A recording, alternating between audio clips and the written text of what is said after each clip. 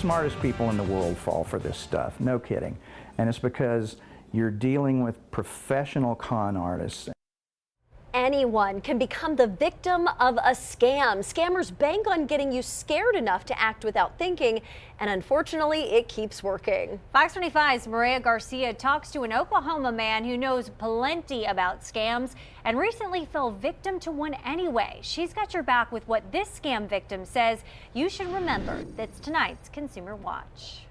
You can have all the information you need on a scam and its prevention, but high-stress situations can make you miss red flags. This is the perfect example of why you should talk about the scams that you spot to help others stay aware. Looking at a news article on his laptop, Leroy Spoor saw an advertisement for what he thought was a different news story.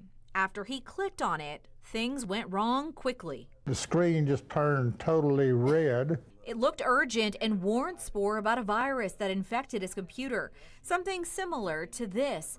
He tried to troubleshoot on his own, but nothing changed. So he started interacting with the tech support number on his computer that claimed to be able to help. I'm talking about that they can correct the problem, but it's going to cost me. That supposed fix sounded reasonable. It would cost him about $200.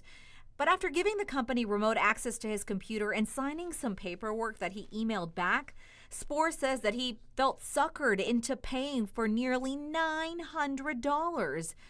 It's known as a tech support scam. I asked him the same 3 questions I always ask anybody. I go, did you call the number? Did you give them remote control of your computer?